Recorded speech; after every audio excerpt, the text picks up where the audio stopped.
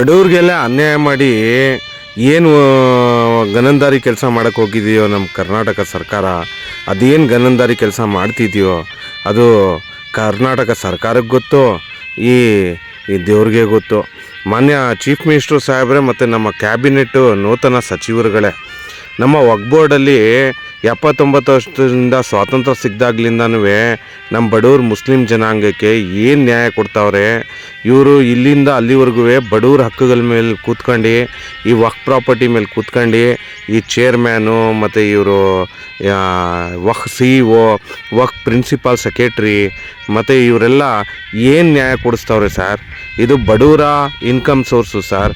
ಇದ್ರ income source ಎಲ್ಲೋಯ್ತು, ಯಾರು ತೊಗೊಂಡೋಯ್ತಾರೆ, ಯಾರು ಮನೆಗೆ ತೊಗೊಂಡೋಯ್ತಾರೆ ಅಂತ ಜನಗಳಿಗೆ ಉತ್ತರ ಕೊಡಿಸಿ ನ್ಯಾಯ ಕೊಡಿಸಿ ಸರ್. ಮೊನ್ನೆ ಚೀಫ್ ಮಿನಿಸ್ಟ್ರು ಸಾಹೇಬರು, ಉಪಮುಖ್ಯಮಂತ್ರಿಯವರು ಮತ್ತು ಎಲ್ಲ ನೂತನ ಕ್ಯಾಬಿನೆಟ್ ಸಚಿವರುಗಳೇ, ಏನು ಮಾಡ್ತಿದ್ದೀರಾ ನೀವು?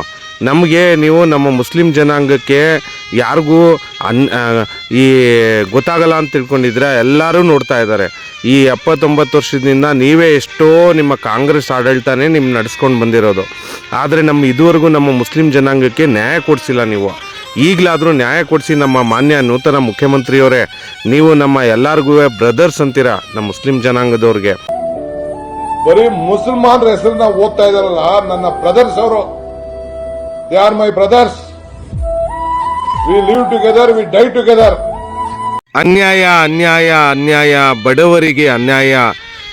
ಮತ್ತು ನಮ್ಮ ಎಲ್ಲರಿಗೂ ಅವ್ರಿಗೆ ನ್ಯಾಯ ಕೊಡಿಸ್ತೀನಿ, ಅವರು ಬಡವರು ಸ್ವಾಮಿ ಅಂತೀರಾ ನೀವು.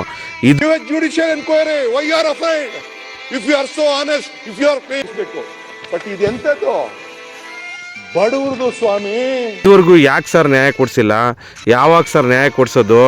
ಇಲ್ಲಿ ನೋಡಿ, ಇಲ್ಲಿ ನಾವು ಇಷ್ಟೊಂದೆಲ್ಲ 4 ವರ್ಷದಿಂದ ಹೇಳ್ಕೊಂಡು ಬರ್ತಾ ಇದ್ದೀವಲ್ಲ.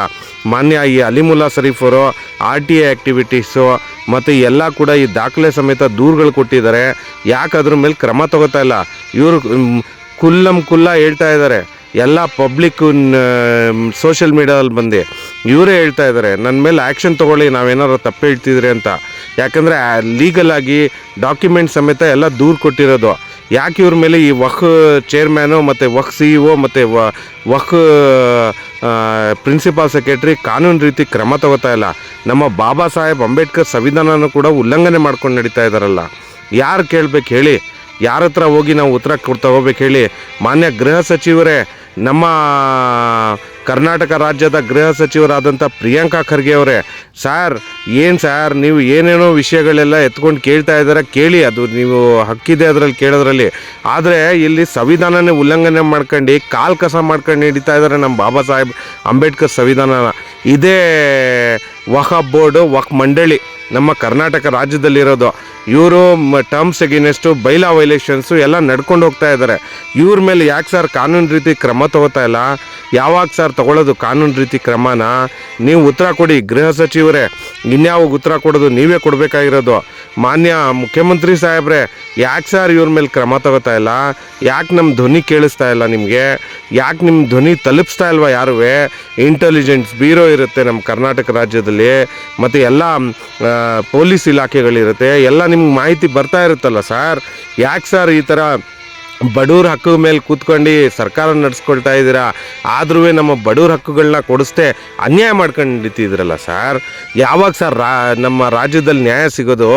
ಮುಸ್ಲಿಂ ಜನಾಂಗಕ್ಕೆ, ನಮ್ಮ ಕಮ್ಯುನಿಟಿಯವ್ರಿಗೆ, ಬಡವ್ರಿಗೆ, ಬಗ್ರಿಗೆ, ಇದ್ರ ಇನ್ಕಮ್ ಸೋರ್ಸು ವಿಧವೆಯರಿಗೆ ಎಲ್ಲರಿಗೂ ಇರೋದು ಸರ್. ಯಾವಾಗ ಸರ್ ಸಿಗೋದು? ಇಲ್ಲೇ ನಿಮ್ಮ ಕಾಂಗ್ರೆಸ್ಸಲ್ಲೇ ಎಷ್ಟೋ ಜನ ಆರೋಪಗಳು ಹೊತ್ಕೊಂಡಿದ್ದಾರೆ. ಈ ವಕ್ಫ್ ಬೋರ್ಡ್ ಮಂಡಳಿಯಲ್ಲಿ ಎಷ್ಟೋ ಗೋಟಾಲಗಳು ನಡ್ಕೊಂಡು ಹೋಗಿದ್ದಾರೆ ಅಂತ ಹೇಳ್ಬಿಟ್ಟು. ಯಾವಾಗ ಸರ್ ನ್ಯಾಯ ಕೊಡಿಸೋದು ನೀವು ಕೊಡಿಸಿ ನಮಗೆ ಪುಣ್ಯ ಕಟ್ಕೊಳ್ಳೋದು ಯಾವಾಗ ಸರ್? ನಾವೆಲ್ಲ ಅಲ್ಲಿನ ಹತ್ರ ದುವಾ ಮಾಡ್ತಾಯಿದ್ದೀವಿ, ನ್ಯಾಯ ಕೊಡಿಸಿ ಅಂತ ಹೇಳಿ. ಯಾವಾಗ ನ್ಯಾಯ ಕೊಡಿಸ್ತೀರಾ ಹೇಳಿ? ಜನಗಳಿಗೆಲ್ಲ ಉತ್ತರ ಕೊಡಿ. ಈ ಉತ್ತರ ಕೊಟ್ಟು ಪುಣ್ಯ ಕಟ್ಕೊಳ್ಳಿ ಸರ್. ಯಾಕೆ ಸರ್ ಹಿಂಗೆ ತೊಂದರೆ ಕೊಡ್ತಿದ್ರೆ ಎಲ್ಲರಿಗೂ, ಬಡವ್ರ ಬಗ್ರಿಗೆ, ವಿಧವೆಯರಿಗೆ? ಇದ್ರ ಹಕ್ಕುಗಳನ್ನ ಕೊಡಿಸ್ದೆ ಇದುವರೆಗೂ ಲೂಟಿ ಮಾಡ್ಕೊಂಡು ಕಸಕ್ಕಿಂತ ಜಾಸ್ತಿ ನಡ್ಕೊಂಡು ಹೋಗ್ತಾ ಇದ್ದಾರಲ್ಲ ಸರ್. ಎಲ್ಲಿ ಸರ್ ಹೋಗ್ಬೇಕು ನಮ್ಮ ಜನಗಳೆಲ್ಲ? ನಾವೆಲ್ಲೋ ಕೇಳ್ಬೇಕು ಹೇಳಿ? ನೀವು ಯಾವುದೋ ಒಂದು ಟೀಮ್ ಮಾಡಿದ್ದೀನಿ ಅಂತ ಹೇಳ್ತಿದ್ದೀರಾ, ಆದರೆ ಇನ್ನೂ ಕೂಡ ಅದರಿಂದ ನಮಗೇನು ಪ್ರಯೋಜನ ಆಗ್ತಾ ಇಲ್ಲ. ಈ ವಕಾಫ್ ಬೋರ್ಡ್ ಮಂಡಳಿಯವರು ಅವ್ರು ನಡೆದಿದ್ದೇ ದಾರಿ ನಡೆದಿದ್ದೇ ಲೂಟಿ ಅಂತ ಲೂಟಿ ಮಾಡ್ಕೊಂಡಿತಾ ಇದ್ದಾರೆ ಸರ್. ಯಾವಾಗ ಸರ್ ನಮ್ಗೆ ನ್ಯಾಯ ಸಿಗೋದು? ನ್ಯಾಯ ಕೊಡಿಸಿ ಸರ್, ನ್ಯಾಯ.